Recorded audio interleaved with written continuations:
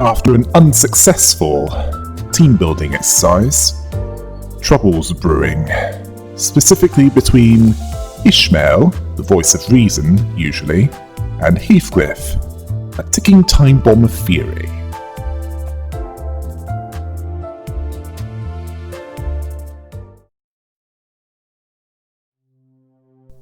Back at the Muller Boatworks, Dante made it clear that they needed to talk, and Ishmael was clearly not in the mood for that, but Dante still wanted to talk for a bit. They've never done anything like this before. They're not even sure if it's the right thing to do, or what kind of result this conversation is going to yield, but they couldn't just sit and watch. She still didn't care. Dante noticed that she was preoccupied with something ever since they got to District 21. Not participating in group activities and other things. She asked if it wasn't obvious. There's something more important at hand. But they're all busy enjoying themselves playing that stupid game. Dante then asked if she meant the Great Lake. She confirmed this. Dante asked if she believes that in their current state they shouldn't go there. She doesn't see them as ready. Dante asked if she thought that they didn't stand a chance against whatever is there. She started to grow impatient and said that she told them that they're not ready. They're going to need at least half a year to acclimate to the Great Lake. Acclimatize, or whatever you want to call that, that's what they need to do. Or they could try to gain more experience, enough to overwhelm their disadvantages, including Dante. They need to be strong enough to take care of themselves. She could help with that, along with Ultis. She's sure that she can help with Dante's training as well. Ultis agreed to this if it came to that. Dante saw this as getting out of hand, telling Ishmael that they don't have half a year. They don't have that much time to spare. This made Ishmael explode with anger, asking if that's why they were playing beach volleyball, because they don't have time to spare. She's not saying that they should sit on there for that half a year. She's suggesting that they should visit other destinations first before coming back there. Faust then shut that plan down, as not every location of golden bars in the nest have been identified, and the Before team hasn't completed their preliminary surveys yet. I suspect that it's the case that they're going on HQ's schedule. Ishmael saw that as an excuse. She's known for a long time that Faust has some fancy ulterior motive. Whatever it is, she sees it as a mistake that she won't even forget. Faust sees this as a possibility. Dante didn't know what to say about this. Ishmael saw this as a mess. What else is new? Saying that they should at least map a detailed sailing route and plan out a combat strategy. Then the sentient pile of nitroglycerin, known as Heathcliff, walked in to make the situation worse. Seeing this as prattling on and on and on. Ishmael asking what his problem was. He told her to shut her gob. She's thinking that she's the only one struggling there? They've all died more times than they can count, every single one of them. He's telling her that it will all work out somehow. Ishmael is telling him that the Great Lake is different. What if Dante drowns? What if that thing eats them and their bodies can't be recovered? Doesn't he understand? This isn't anything that they've been through so far. This could be the end of them. Then she won't have a chance to kill that. Heathcliff then said, "Say that she's right. If they go now, they're all going to bite it and he won't be able to get to Cath..." He stopped himself from completing that, but those that look up the source material will know what he meant. I'll go into more detail when we get to his story. So, what's wrong with relaxing for a little while, asking if the whales are working out? She's been fouling the mood ever since they got there, telling her to use some common sense, not bring everyone else down with her. She saw this as rich coming from him.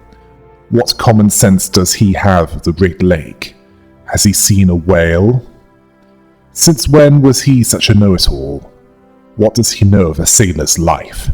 How could he? All day he's whining about his girlfriend or something, dozing off in the bus or throwing a hissy fit once in a while.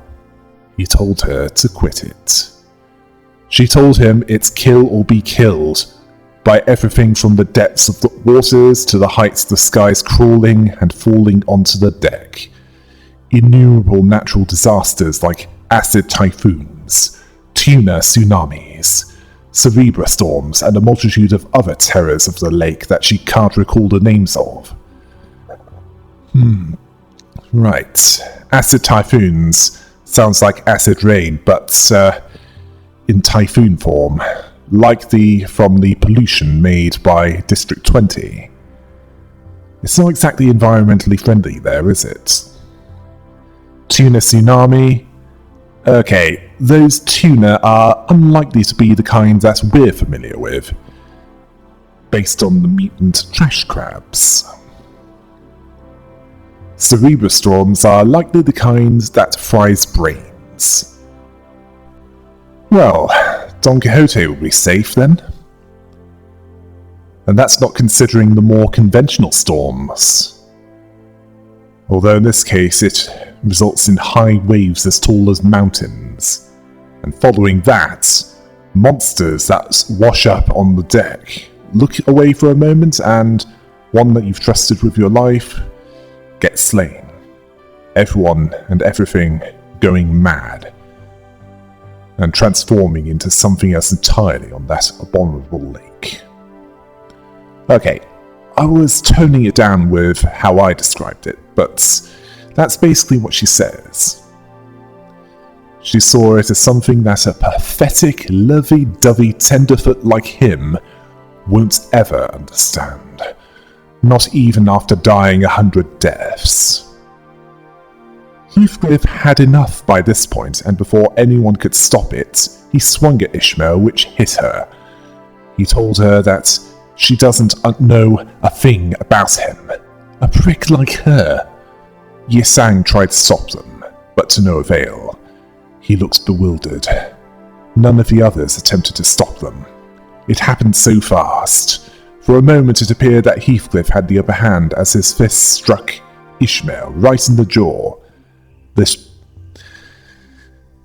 pushed her too far, and she started fighting back. She appeared to throw a punch, but she kicked his leg, throwing him to the ground. Dante told her to wait.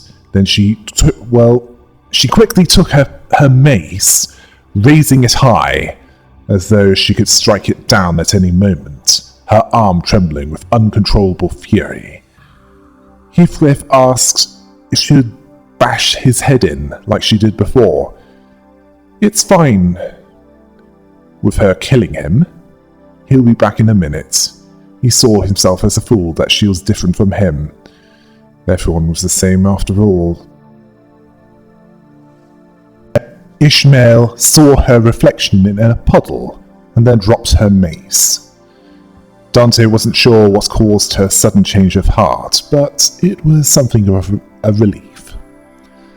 Oh, I was hoping that she was going to aim for his crotch. It wouldn't be lethal, but it'd certainly be painful for him. Yisang wished that he wouldn't have to again be witness to such belligerency amongst friends. Friends? That's stretching it, Yisang.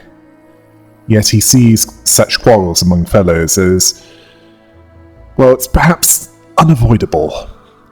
Olga was reminded of how she and Rain fought each other. Rain tried to shut her up about this, as this wasn't helping. Mika laughed at this. Faust then told Dante that she neglected to mention this to him. Well, them. Oh, whatever you want to refer to them as. Since they've not had a dispute like this since their first mission, but they would most likely be held responsible in the future for management failure should a similar workplace conflict arise. Dante didn't know what to say. How could they physically stop them from fighting? Can they make them feel agony? No, they can't. They wanted to say that, but they decided not to. Ortiz was on Dante's side, asking how the fault lies with them. It's those two fools who got into this senseless altercation. Faust told her that preventing senseless altercations between co-workers is the job of the manager. Seriously, you're talking about a manager that has no qualifications, no previous experience, no memory? In fact, I'm surprised they've got this far. This annoyed Ortiz. Sinclair told them all to stop it. Don Quixote agreed. This behavior ill-fits the heroic nature of Limbus Company. Don Quixote, you're giving Limbus Company far too much credit. Despite the best efforts of Sinclair, Don Quixote, Faust, and Ortiz to resolve this, this was starting to get incredibly irritating. And Dante told them all to stop, telling them enough. They told Heathcliff and Ishmael to stop working together for a while, distance themselves, at least until they could think of a way of dealing with them. Heathcliff didn't even want to look at her, and Ishmael agreed. The mood fell into a pit as depressing as the Mudflats. Rain had an approximate quote of how many scraps they needed, so he told the damned dozen to feel free to go to collect them. They then spent a few days collecting scraps after that. The days were suffocating for them as it was for Dante. Except for Ortiz, who was clearly used to this. She criticized Mika connecting the parts in the way that she did. It would cause an issue with the intake fan. Mika asked what they should do. That's like 3 separate wires. Ortiz saw this as the work of an amateur. She demonstrated, seeing it as nothing compared to what she had to do in her past, when she worked for the engineering corps. So you're an engineer in the past, Ortiz, but for what organization were you working for before Limbus Company? Regardless, she supported Mola Boatworks with the bus modifications. Yithang asked Faust if she had a documentation of items that the others might be partial to, or has preferences for in their personal information forms. Faust told him that they don't keep records on such details, telling him that it's the best policy to leave the decision to the managers. Then a drunk Olga barged in wearing short shorts and a midriff exposing top, holding a bottle, believing that booze and getting wasted was what was needed to mend a broken friendship, asking if they wanted to try that. Rain refused, mentioning that it's King Trash Crab Brain Wine. Roger was of course interested. Yithang wasn't. Although he'd inquire them himself.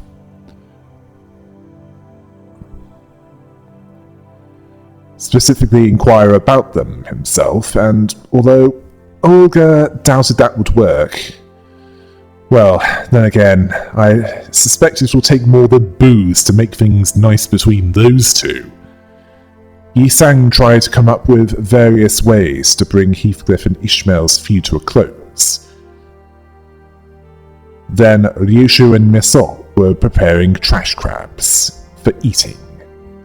Ryushu, as she is one of the two that are preparing the crabs, wanted sink or slice your neck clean. Miso preferred silo, as in slice in lines only. Then she realised that doing so while they're still alive would be a way of pursuing a new direction in art in the vein of an avant-garde spirit. Avant-garde. Yes, I think that's the pronunciation of that. Yes. I still struggle with English, never mind other languages. Miso didn't want to inflict it further pain, a more appropriate method of engaging in the culinary arts. The Mona Boatworks fixers didn't give a they wanted dinner. Mika noted that they had the same conversation for the last 30 minutes. Rain was told by Olga that she's dying there, hearing the trash crabs going at it in her belly. Rain exasperated by her melodrama. Apparently these two wanted to find a way to make trash crabs more palatable. Not that Dante could taste them or eat them. But they managed to make them resemble actual food, at least in presentation. Meanwhile, they also fought the trash crabs, not just for their meat, but also for the scrap that they have on them. Roger telling Kiddo, or Don Quixote, that they're going that way, which annoyed Don Quixote as she is not a child, telling Sinclair, El golpe de gracia, or the coup de grace, or finish it. Sinclair told Gregor that he'd be taking its left leg. Gregor understood.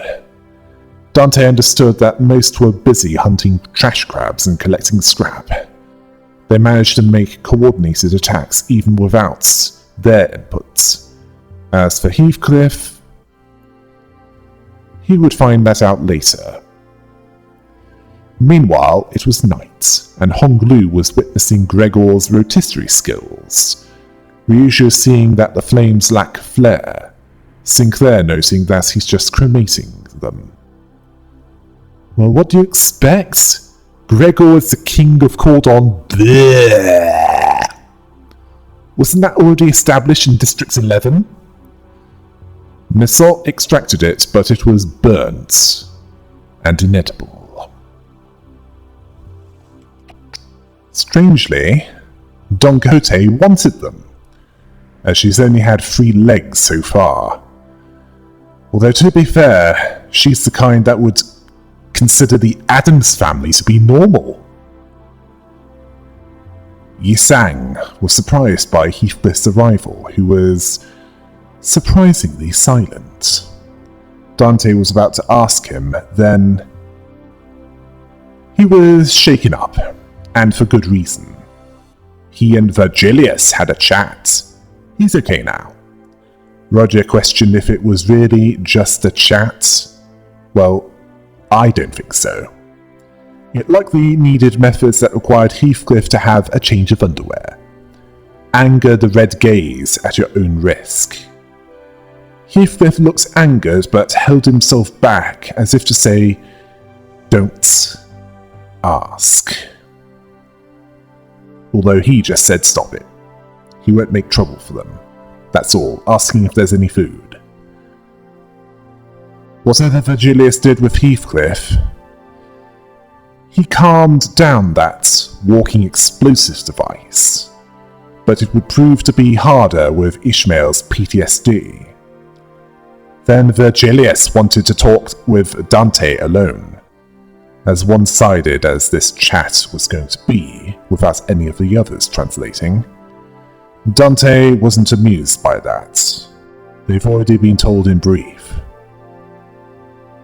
He conducted a little meeting with the two problem individuals. The discipline has proven effective with Heathcliff, considering, well, what he did to Don Quixote for having no self-control, and it took 3 incidents involving her to have him directly intervene. So I can guess what that would involve. With Ishmael, it wasn't effective. Or to be precise, there was no reason to resolve it. It's because her strong emotions are needed to resonate with the Golden Bar and start her group therapy session. Dante asked what he was talking about. Virgilius guessed correctly what Dante was saying at that time. He wasn't going to kindly explain everything to him. He realized that on his own soon enough. Virgilius then mentioned that dealing with this was not part of his job description. Dante understood that he's putting in extra work, and they appreciate this. Virgilius would prefer if he didn't have to interfere anymore. They should consider the bowel-loosening terror that he wanted to inflict on the two a small favour from him for his... well, from seeing their evaluation of their performance as becoming decent recently. Seriously, was the bar set that low? He now has remaining business with the fixers of Mola Office. Ishmael was left alone with little progress to speak of. According to the people from the boatworks, she snuck out alone at night to make various preparations, even when Dante visited her, when she was hanging around and called to her. Well, when Dante called to her, to be more precise, she didn't respond to them at all. She was too deeply fixated on what she was doing. Dante was unsure of what to do. It was unclear of what they should do. But Mephistopheles' Ms. Amir, or launching, was entering its final stages. All of the damned dozen, except Ishmael, gathered after that to behold the finished products. Don Quixote was excited to see the transformed bus.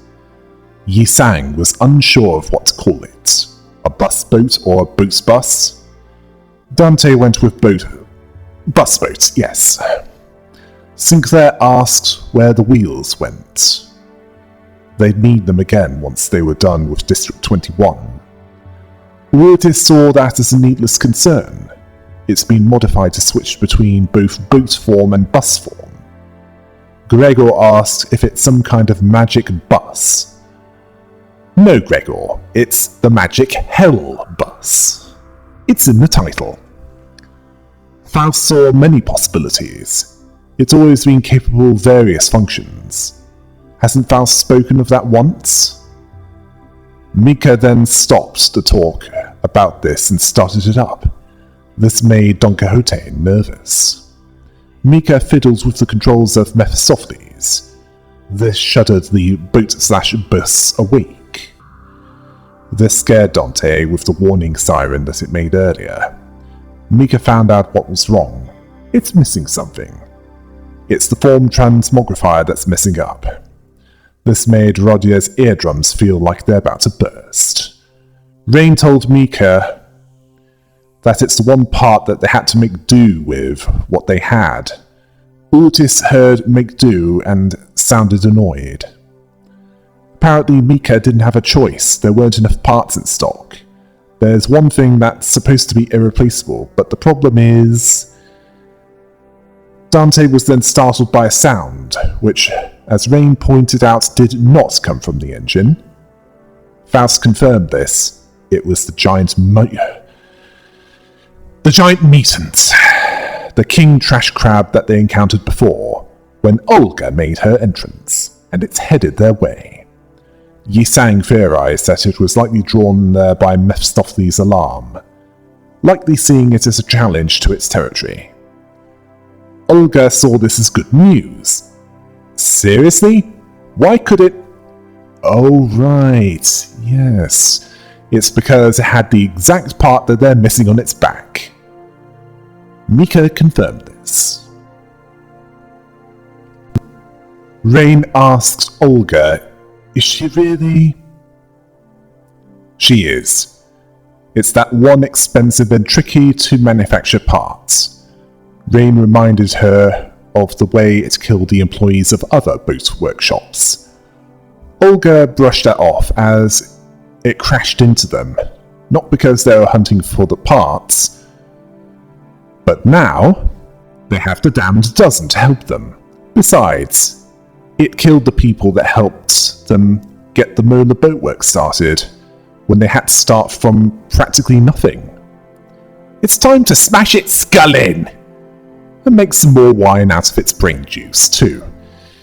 Yeah, I knew that it would also come down to alcohol. Brain... fluid... fermented... Well, Rain was concerned about this. Rodia asked if she could get some too. Sinclair asked what she meant by we. Mika mentioned that this trash crab is supposed to be a few years old, so it has to be the one from earlier. Heathcliff understood perfectly. Catch and kill the prick, and get the part they need. Olga confirmed this. Heathcliff awaited Dante's order. Ishmael advised against that, asking if this is better for them. Dante questioning her. Rodia asking where was she all this time? She was making preparations for their survival on the Great Lake, obviously. The least she could do is make an, inexhaustible guide on whales that they could study up on. Roger told her that she didn't read that kind of stuff.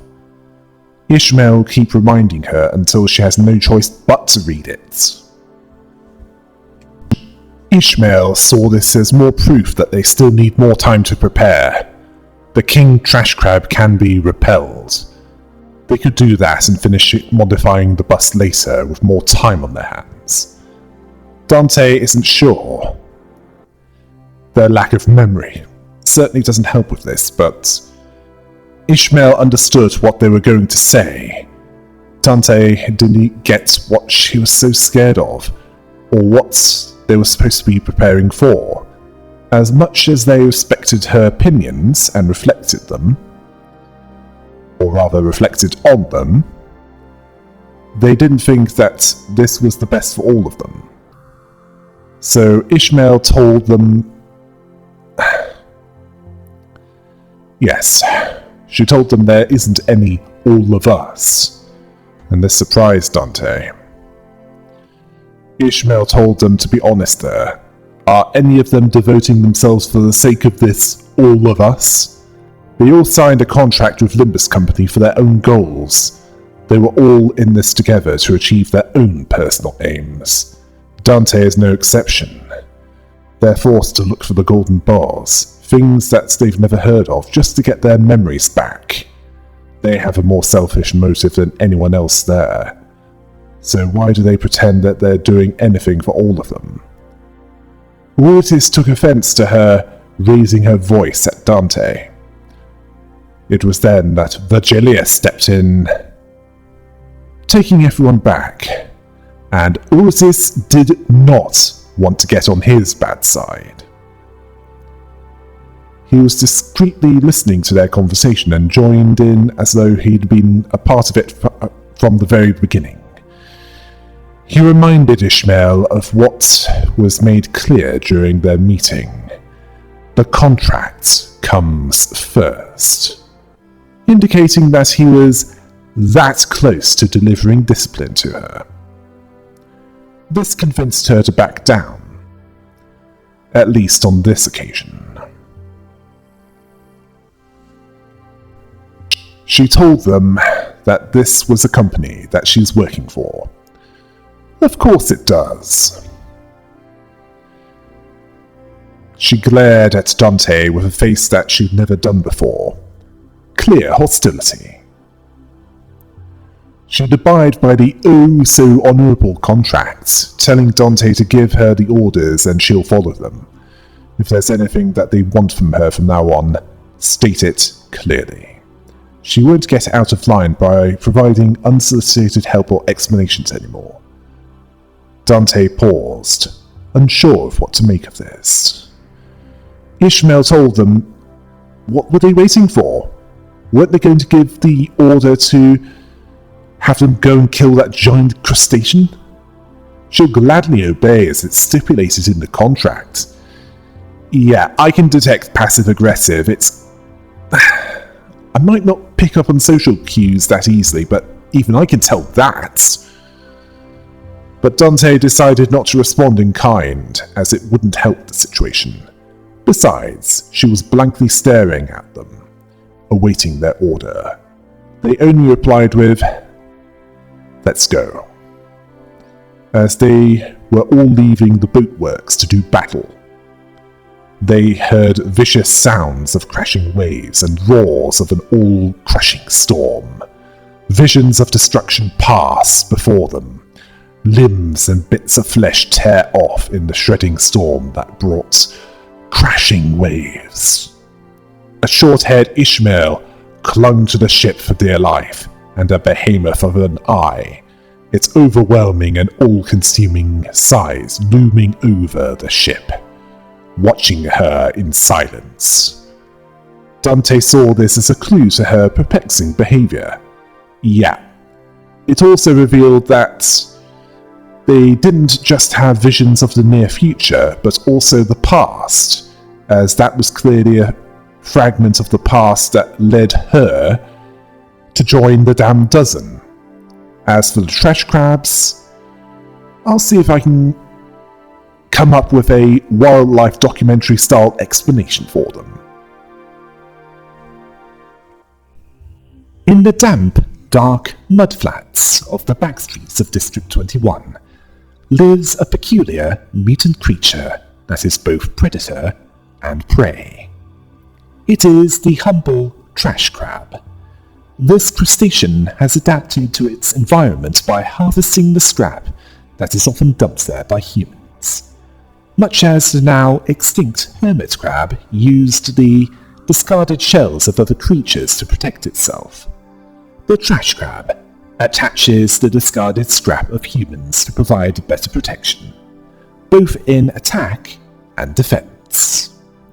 They grow as they age, although most won't be larger than a human, due to the humans that live there preying on them, both for food and for the scrap that they carry. This is why they are often ambush predators, blending in with the trash piles that litter the back streets of District 21. A lucky few can survive a few years and grow to the size of a large bus and become a king trash crab, a powerful predator capable of being a threat to any that has the misfortune of encountering it. Trash crabs often travel in groups, as there is often strength in numbers. This does not change when the king trash crab is around. Although even the smaller trash crabs can be in danger, as when the king trash crab is injured or otherwise hungry, the king trash crab is not above cannibalism, if it means its own survival. The reason why the smaller trash crabs are around the king trash crab is because they often feast on what is missed by it. The nest can be thankful that it can be spared such horrors, as the field of plasma generated by UCorp prevents any from breaching it. Yeah, I know, it sucks, doesn't it? You might consider it an insult to whoever I was basing this on. Can't say I didn't try, though. After killing the king trash crab and acquiring the part that they needed to complete the modifications to Mephistopheles, Virgilius told them that the people at the boatworks were saving up for a trip back to District 22's back streets. So that's where they came from, and it's possible that they met Virgilius at some point, as he operated from there as well. It's also where their fixer office used to be. After they experienced a warp train malfunction, it wasn't a warp train malfunction, but they didn't know that, they decided that they'd rather take the car.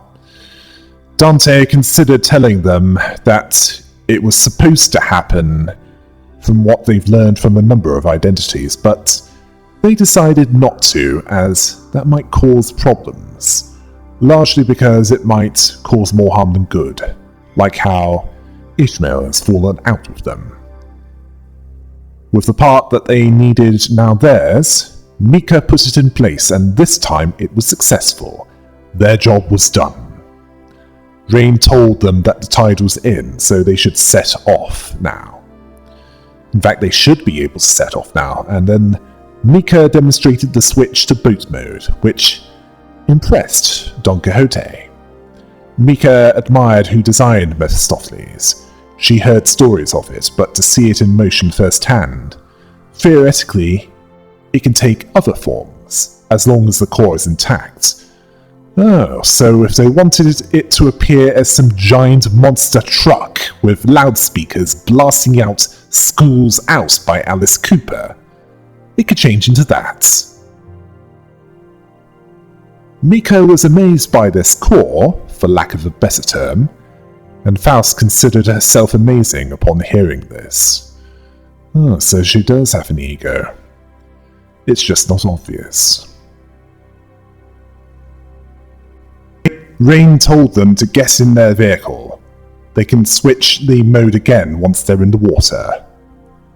Aboard the new boat-shaped Mephistopheles, they forged ahead into the ever-rising waters. Dante's relationship with Ishmael was still precarious, which was something that they were still not sure what to do about. Well, perhaps talk to her about the vision of the past. That might be a good place to start. Although some of the others were also trying to be supportive of her. They decided to work on a solution to this. They'll find out more the further they get from the shores of the Great Lake. Meanwhile, Rain was impressed that it was sailing. Olga asked if they got paid and can go out for a meal now. Rain confirmed that they got their money a minute ago. As soon as their contract was fulfilled, a delivery fixer from the Doviat Association came by and paid them the remainder. Sorry. So, Doviat. Russian for 9. That association's specialization would appear to be couriers, which makes sense as there are all kinds of dangers in the back streets. They'd need some aggressive protectors of packages for their clients, whether it be ordinary citizens that can afford them, other fixers, even full offices, even different associations, perhaps even the wings. Likely depending on which section can be afforded. Think Millicent FedEx and you'll probably get the idea of what this is about. Although how specifically they operate is still a mystery. We probably know more about the Sunk Association, the duelists. Olga saw their contractor as a pretty big deal, seeing this as a real catch, suggesting that they take a break from eating trash crabs and splurge for some pork belly barbecue or samgyeopsal gui. Yes, I know I probably butchered the pronunciation, but that's what that is in Korean.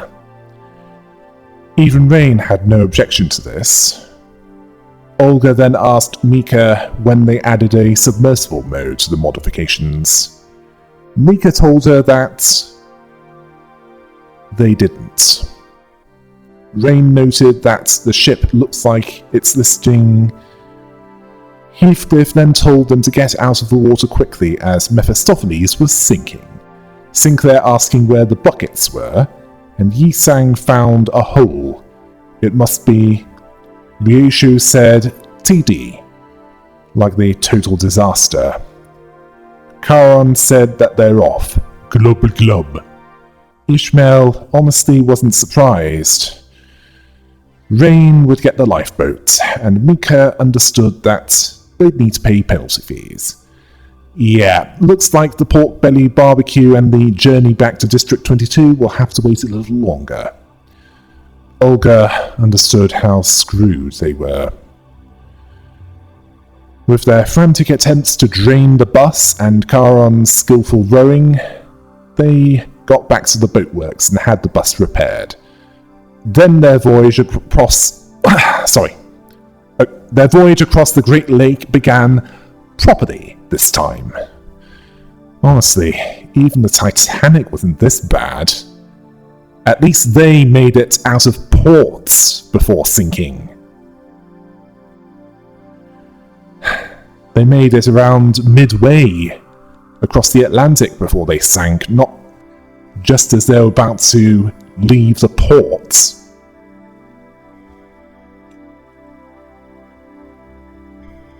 Okay, where is this going? What can we put together from this? When Angela released everyone from the library, and Roland pulled her out before she faded into the light, it resulted in those that were brought back, coming back at random and not where they were originally. So far, Tomeri, Iori, the Purple Tear, and the Mola Office have been released. It's also revealed that the Mola Office are from District 22, and they were brought back in District 21. Not all at the same time, so it's likely that we'll encounter more Library of Ruina throwbacks in future Detour tales. Likely whatever fits with what they need for the narrative. Chapter 4.5 also reveals what the Ninth Association does. The Deviat Association are basically armed couriers that deliver packages to whoever is paying them to do so. Like other associations, the prices likely increase with each section. And then there's the Great Lake, which was mentioned at the end of Lobotomy Corporation. It's what the water at the south of the city is, and it has many dangers, mutated creatures being one of them. Ishmael knows of more, and while she's usually the voice of reason,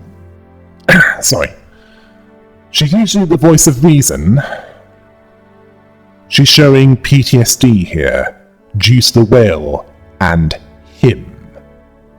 Likely referring to Moby Dick, the source material, if that's anything to go by. As, well, it looks like him is likely the Captain Ahab analogue. She also has low confidence with their chances of survival, based on her experience regarding her life on the boat. As for Dante, they've demonstrated the ability to see the past of the damned dozen, much as they can see the near future. Well, the past, certainly in Ishmael's case, We'll find out more about that in Chapter 5.